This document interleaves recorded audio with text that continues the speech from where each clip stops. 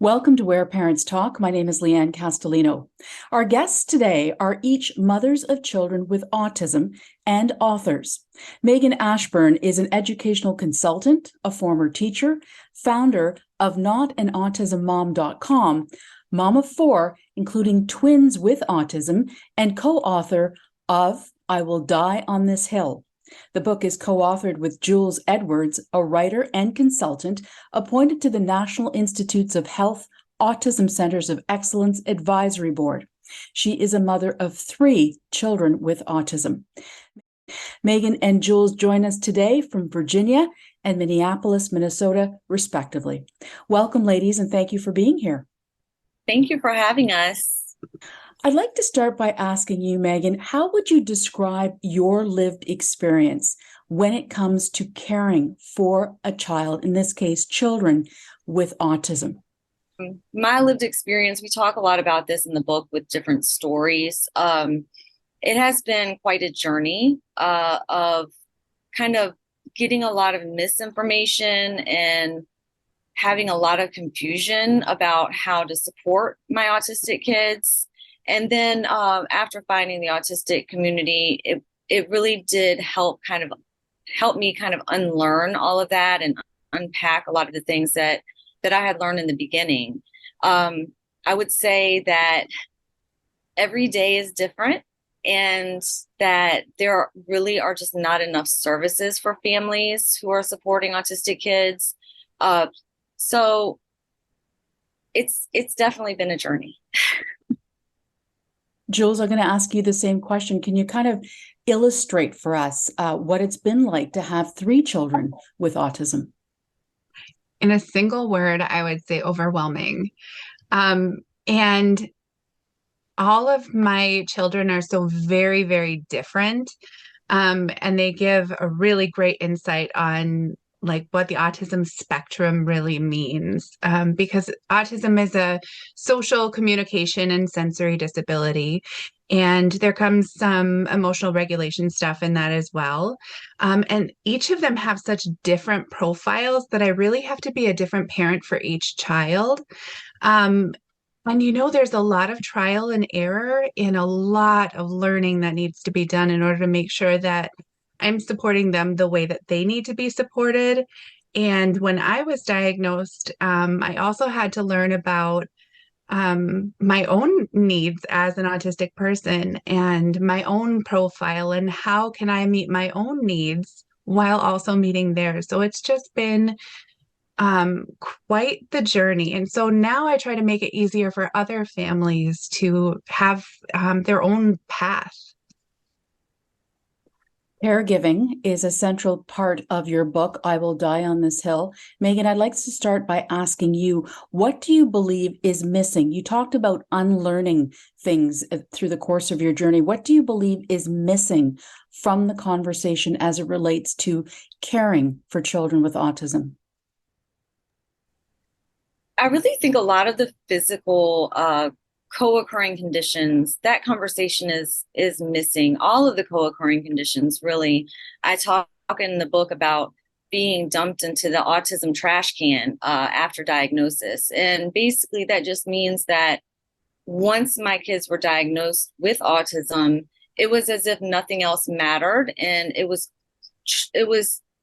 only treated as a behavioral diagnosis when there are so many other co-occurring conditions that impact my children in different ways. Because just like Jules's kids, my kids are very different. They have very different profiles. And I also feel like the communication aspect is not pushed hard enough and supported enough for families, especially for like AAC access, which is alternative augmentative communication access. Like that part is missing as well. Jules, you mentioned that you also have autism in addition to raising these children with a similar condition. Can you tell us, why was it important for you to be part of writing this book? It was important because a lot of the time autistic people are left out of the conversation entirely. There are giant organizations that are dedicated to supporting the autism community as a whole. And a lot of the time, we aren't even included in conversations about our best interests. And one of the foundations of the disability rights movement is nothing about us without us. But somehow that escapes the discourse and the discussion about autism. So I feel like Meghan and I have grown to have a really strong relationship, and being able to model what we'd like to see others emulate is really important. So by being able to talk about our own experiences and our own relationship, our own journey, and how we started in a tough place. We didn't get along when we first met. And we both had the humility and the willingness to engage in discussions about how can we make this world a better place for not only our kids, but all of the children out there who are not supported the way that they deserve to be supported, and the families as well. Absolutely. Meghan, now your twin boys are about 10 years old, or how old are they at this point? Yeah, they're 9. They're 9, almost 10. And Yeah. so I wonder, looking back 10 years, obviously a lot has changed in that time. But what, in your estimation, are some of the prevailing narratives around autism that you believe need to be changed? I think that the most important one is that autistic kids are broken, and that they need to be fixed. That is probably the most pervasive narrative that's out there, and that's been out there since I even heard about autism, and that autism is a tragedy, and that autism has stolen the child from the family. I think those are the narratives that really need to change, like from the diagnosis day. Those are probably the biggest ones, because once parents start unlearning that and finding the autistic community, the adult autistic community, especially those who are non-speaking and those who are Black and brown and indigenous, like Jules, like I feel like once parents find them and see them as adults, that parents can really start unlearning that type of narrative, because it isn't a tragedy and it's not an emergency. That's another thing we talk about in the book. Jules does a great job at just dispelling that myth that autism is some emergency that you have to get on right away. And it's just not true, because autistic kids develop differently than neurotypical kids, right? They have their own timelines. They learn things in their own ways, their own unique ways, and on their own time schedule. So I think that those are probably the most prevailing. Jules, let me ask you, having, this condition yourself, having children with autism as well, was it an advantage or a disadvantage? I don't know if it's an advantage or a disadvantage. For me, it's just part of life. Yeah, I don't think that it's a strength or a weakness. I think that part of the best part of the neurodiversity movement, and that is a movement that says everybody has a different brain, and everybody is part of the neurodiversity movement, whether they are a neurotypical or a person with a typically developing brain or a person with a neurodevelopmental disability. But I think all of the differences in humanity is what makes us stronger as human beings. Because I have some really significant strengths as a person that a lot of other people don't have. And I also have some serious difficulties that a lot of people don't have. Like for me, sending something in the mail is an accomplishment. And I did it today for the first time in like 2 years. I mailed something. Yes. But it's been interesting. And when we each got our diagnoses, for me, it was like the key to unlocking the supports that I needed, because I didn't know that I was autistic until I was well into my 30s. I didn't know my children were autistic. And when I found out, I was like, aha, now I can figure out how to better support all of us, because I just thought life was really hard for no reason. And then with the diagnosis, I was able to understand things like executive functioning, which is like the planning and doing of tasks, and being able to find out workarounds for things, or being able to assign tasks that I just genuinely can't do to someone else. Being able to understand my own sensory needs and, prevent sensory overwhelm, or have a plan for escape if I'm in an overstimulating environment. So having the diagnosis has been so instrumental in improving my quality of life. And it's also been helpful for improving my children's quality of life. Meghan, can you tell us what was the tipping point to get together with Jules and write this book? Well, I guess, I mean, so our publisher reached out to me because I have an online book club on Facebook, and it has about like 11,000 members, and we discuss lots of books in there. So the publisher reached out to me and asked me, would you like to write a book? And of course, I am a writer, so I have like several books in the works. None of them are even close to being done, but this publisher is more with, they do more things with the autism community. So they wanted it to be autism specific.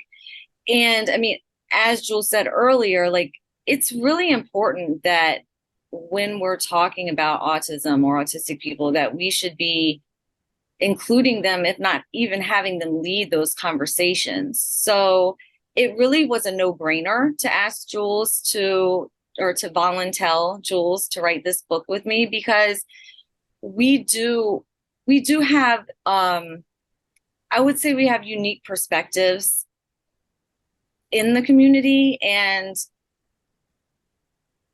I don't know, I think that was just a natural thing for us. And in the book, we invited several other autistic people to join us in the conversation.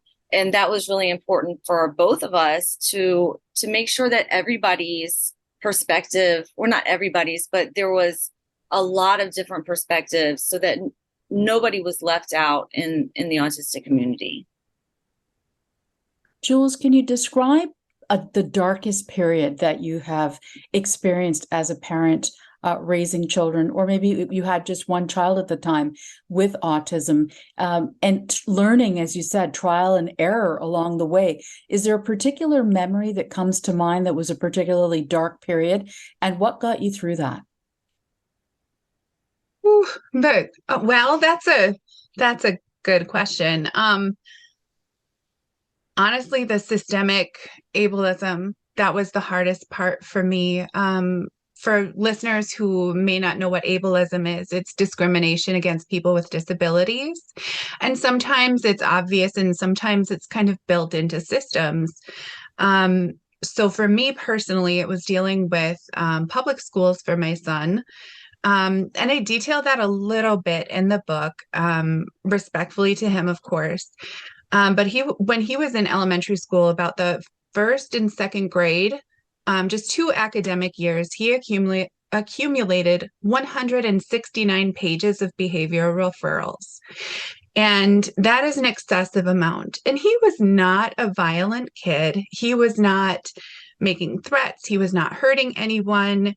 It was really just a lot of micromanagement of his behavior. I would get phone calls for standing on a chair. I would get phone calls for erasing and rewriting homework.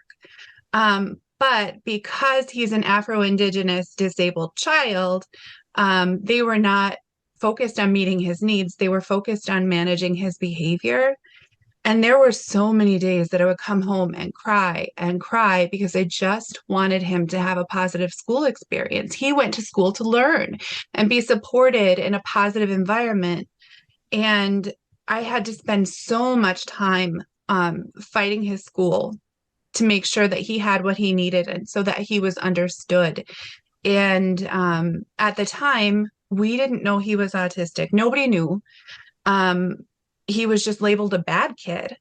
And he was on that path from that preschool to prison pipeline that occurs so frequently, especially for Black disabled youth. And it's something that we talk about in the book, but I also talk about it a lot, whenever I can. I do a lot of policy advocacy as well. But it's just not right that our little kids are being targeted and not building relationships with people who can really help them. Absolutely. Meghan, can I ask you the same question? A particular time period as a parent where you were struggling, trying to sort of meet everybody's needs while you're learning about your children, while you're raising your other children. Is there a memory that stands out for you? Sure, there is. There's several, but I would say it was when the twins were really young, probably around 3. Neither one of them were talking by that point.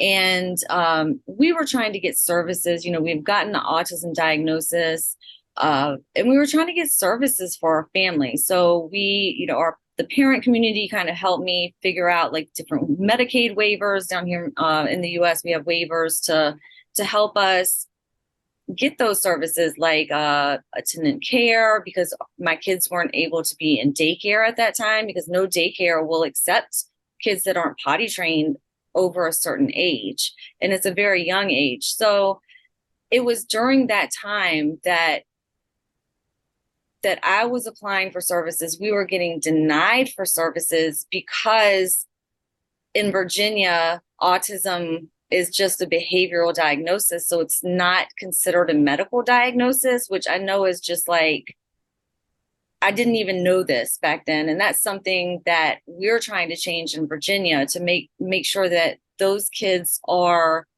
getting the services they need, because it is a medical diagnosis. It does come with physical and lots of different co-occurring conditions that our kids need support and our families need support for. And so I think it was around that time, and I still hadn't even heard of the words AAC yet.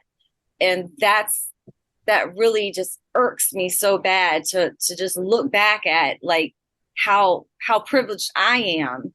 And, I'm educated, I'm white, I'm blonde hair, we have the best doctors, but nobody ever mentioned an AAC device to us. And so my kids were screaming a lot, and they were dysregulated, and they were unhappy. I didn't know about the sensory differences yet.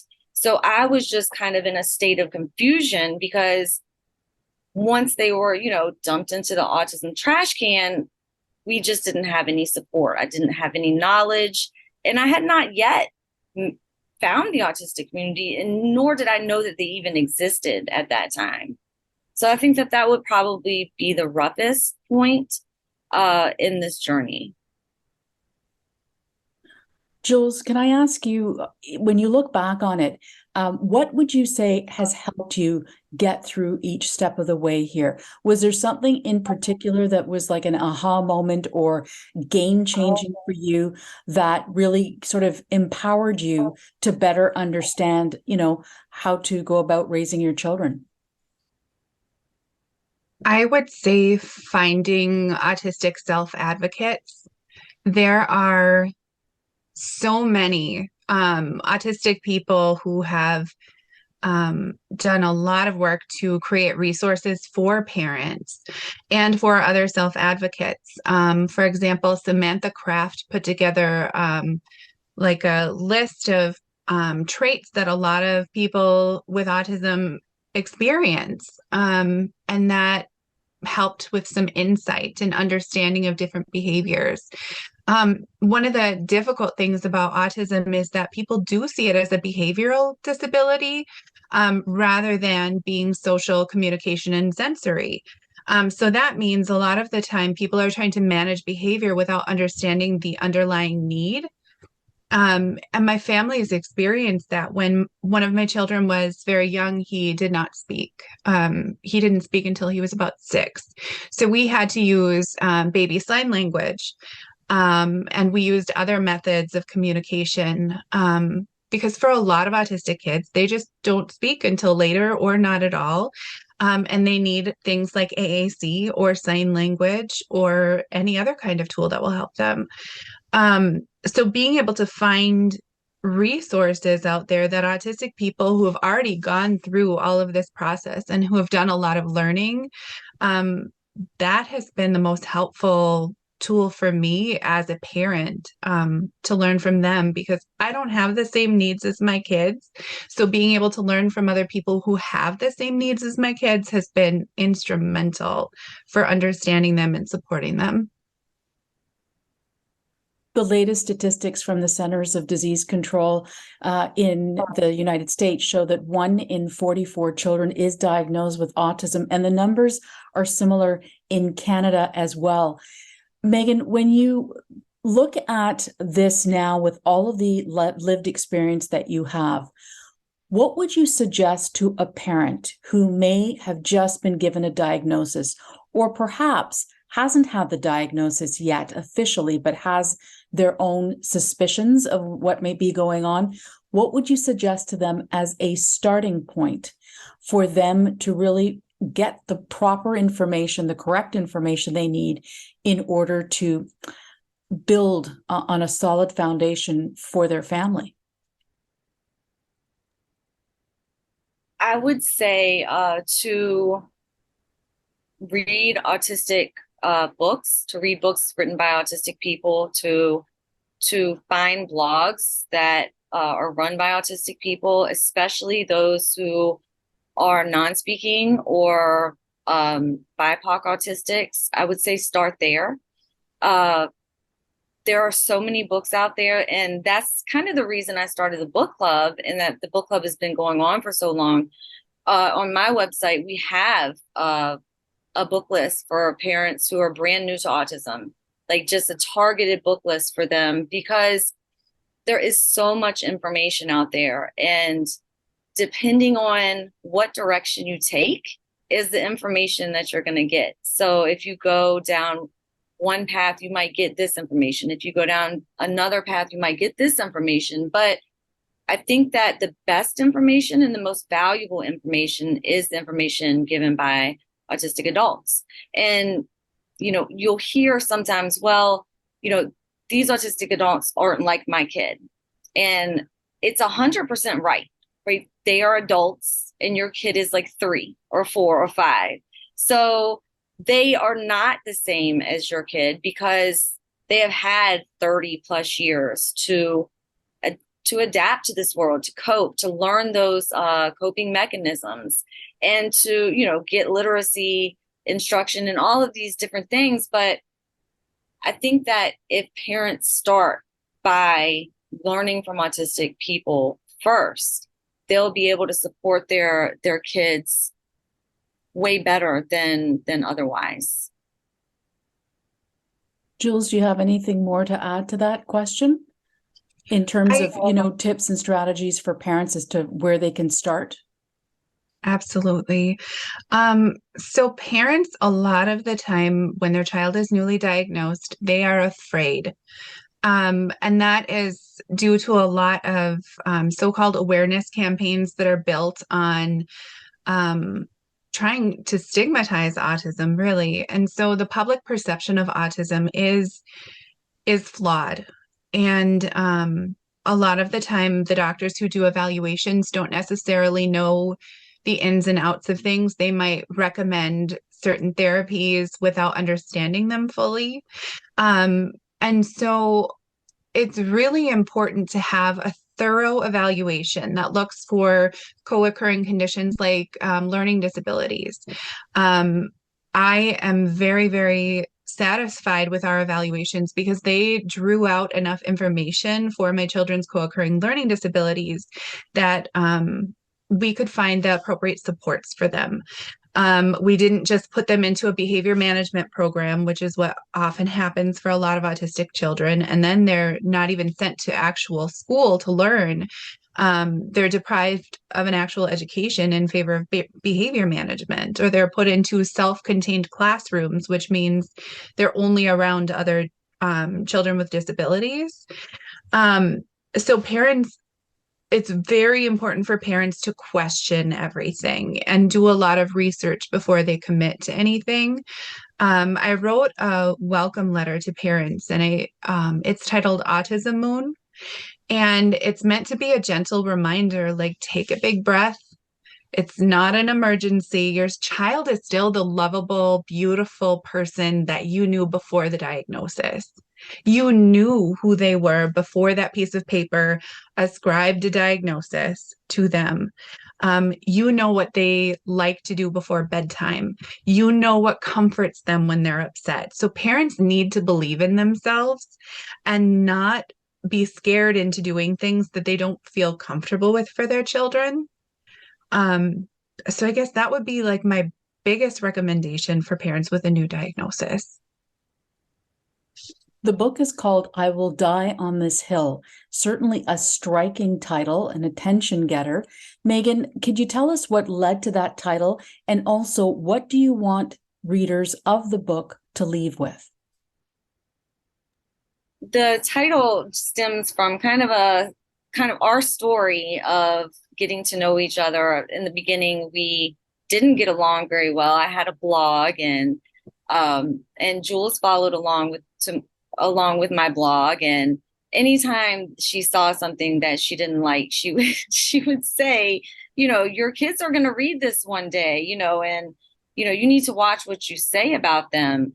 And I did not know anything about the autistic community then, so I didn't even know what she was talking about, because the doctors never mentioned my kids growing up being able to read, right? I mean, it was that dire. Like, the doctors were basically like, sorry, this is how it's going to be, and you just need to get the behaviors under control.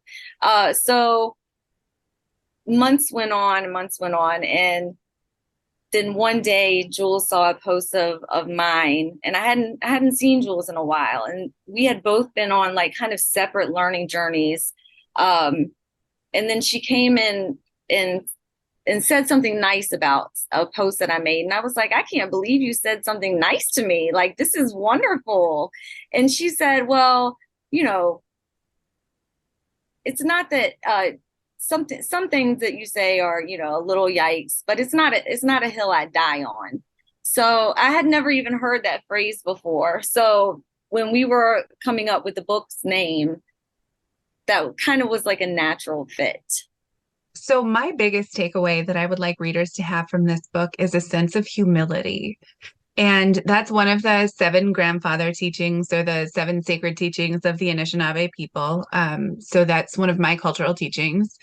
And it's very important when you're someone who is trying to support somebody who is not like you, to be humble.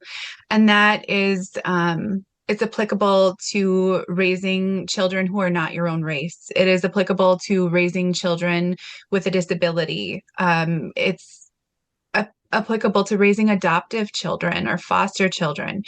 As parents, we really need to be humble and learn what our children need us to be, rather than deciding, I'm the parent, I know what's best, you need to do what's best, what I think is best for you. And one of the things that I love most about Meghan is that she reached out to me with this great sense of humility. And she's like, would it be okay if I asked you questions sometimes when I'm having a hard time, if I don't understand something? And I was so thrilled, because a lot of the time, disabled self-advocates ask parents, like, ask us if you have questions. We're here to help. We want to help you and your children. But it's not very common that parents, reach out with that sense of humility and say, I would really like your help. So that's, I think, the biggest takeaway that I would like to hear that readers have. Meghan, did you want to answer that question as Yeah, well? I think that I would like readers to just know that there's more than the medical model.